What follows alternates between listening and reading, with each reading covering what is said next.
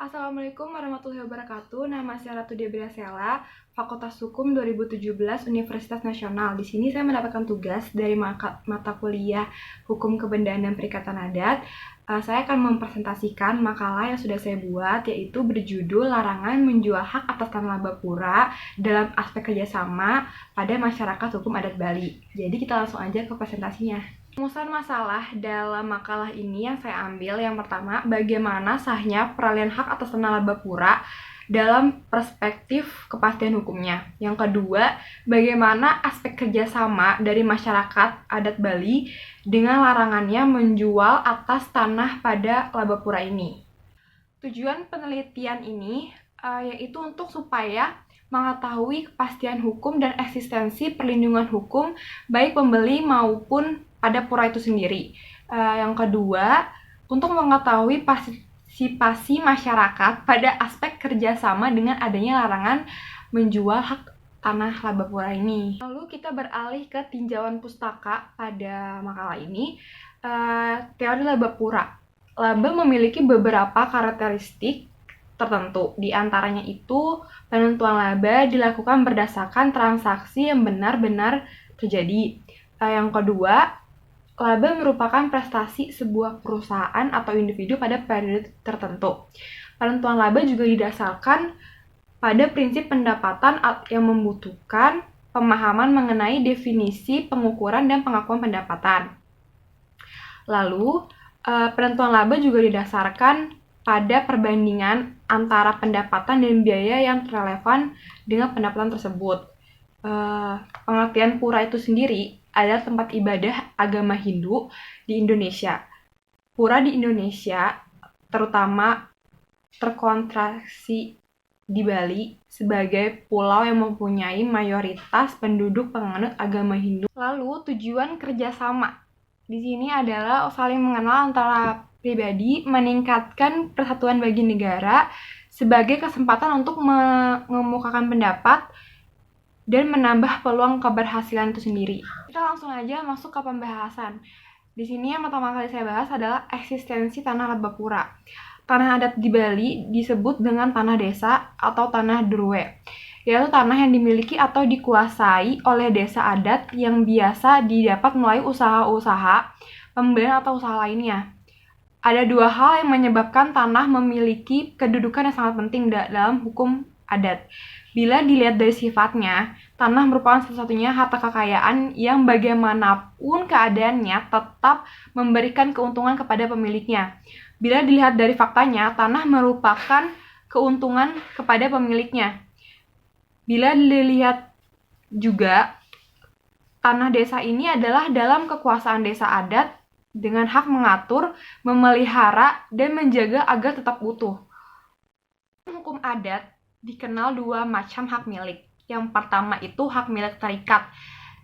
Hak milik yang dibatasi oleh hak lain, misalnya komunal atas hak tanah tersebut, di mana sebidang tanah menjadi milik bersama dari penduduk desa.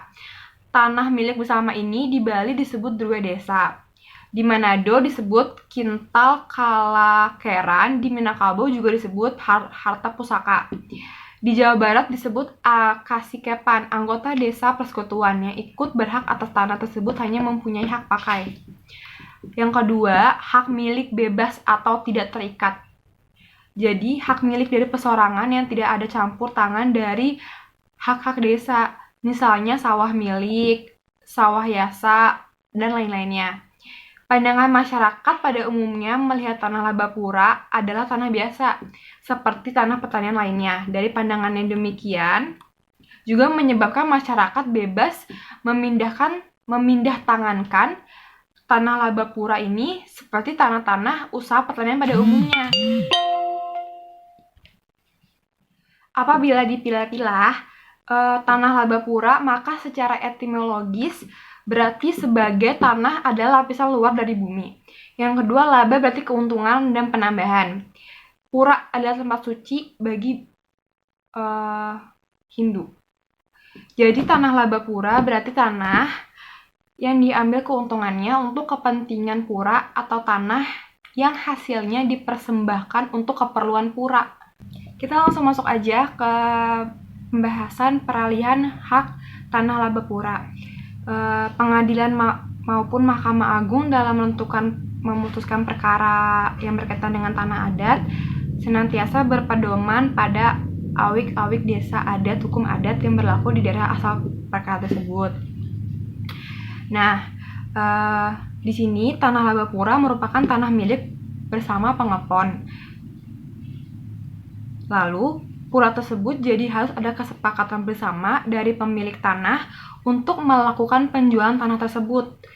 Berdasarkan pengepon Pura Batu Pageh di Desa Ungasan, Kecamatan Kuta Selatan, alasan-alasan yang menyebabkan segenap pengepon dan masyarakat adat memutuskan untuk menjual tanah laba pura tersebut adalah satu, berhubungannya dengan besarnya biaya upacara tahunan yang mereka pikul setiap tahun sebesar 30 juta rupiah, sedangkan hasil sawah laba pura seluas 12,5 hektar.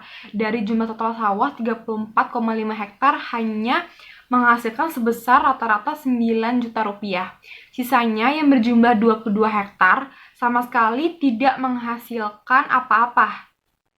Yang kedua, dana hasil penjualan tanah laba akan digunakan untuk membangun dan rehabilitasi fisik pada pura yang masih kurang dan rusak.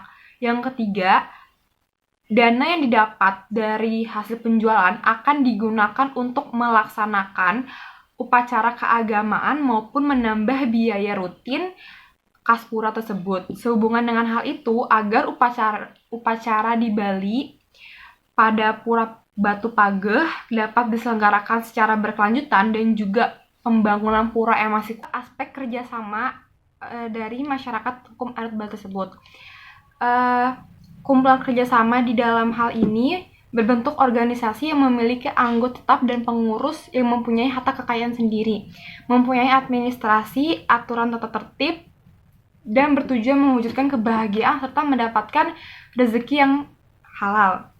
Terdiri atas 3 lingkup, yaitu sosial budaya, pertanian, dan karya usaha niaga. Yang pertama, kerjasama seni budaya ada yang dilakukan guna mendukung pelaksanaan upacara adat dan bertautan dengan kesatuan masyarakat adat. Serta ada pula yang semata-mata bersifat hiburan dan tidak terikat dengan adat istiadat setempat. Yang kedua, kerjasama upacara adat. Kumpulan ini dibentuk berdasarkan faktor genealogis dan atau teritorial kerja guna menyelesaikan persoalan-persoalan pada upacara adat, seperti pemenuhan uang jujur di dalam upacara perkawinan.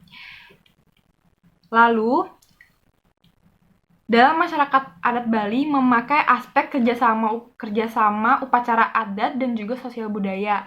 Di sini terlihat sekali pada saat keagamaan.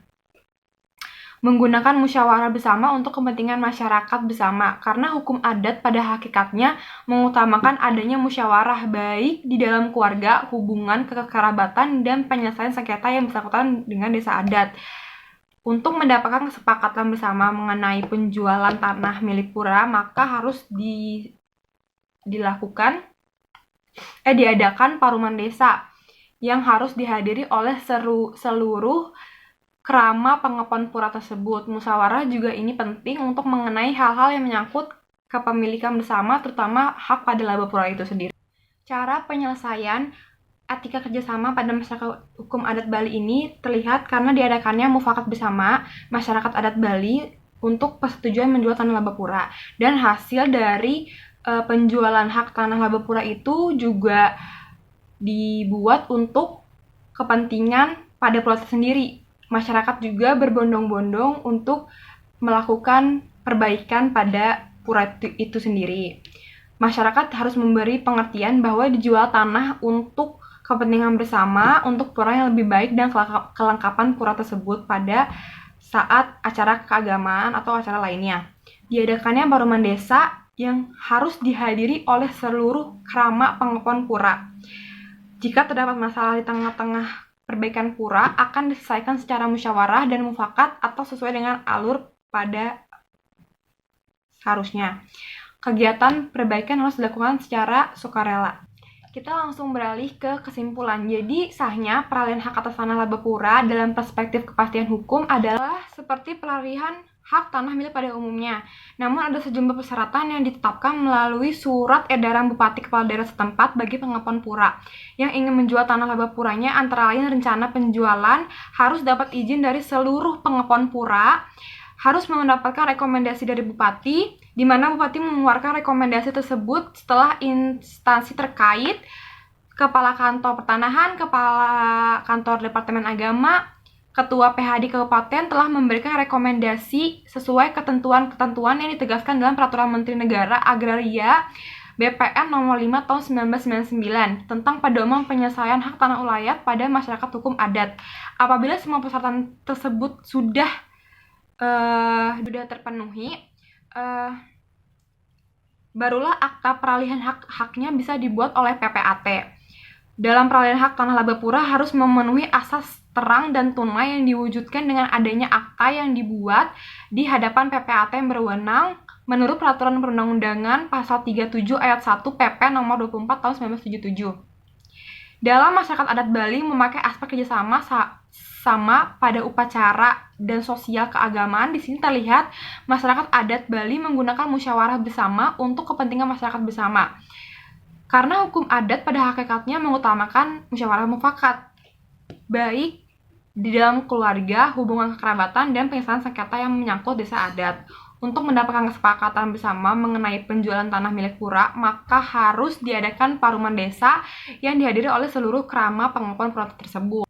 Kita lanjut ke saran. Saran saya, pemerintah daerah diharapkan mampu untuk memahami keadaan dan kondisi masyarakat dan memahami dengan benar tugasnya sebagai pemerintah agar konflik-konflik seperti ini tidak terulang lagi. Jadi masyarakat itu tidak perlu menjual tanah puranya untuk kepentingan pura sendiri. Dan lebih diperhatikan lagi pura-pura yang memang terbengkalai dan berikan solusi yang terbaik untuk masyarakat adat Bali. Jadi tidak perlu lagi untuk menjual seperti itu. Sekian video presentasi saya. Mohon maaf kalau bila ada salah-salah kata dan juga apabila masih ada salah dalam penyampaiannya. Saya mohon maaf. Wassalamualaikum warahmatullahi wabarakatuh.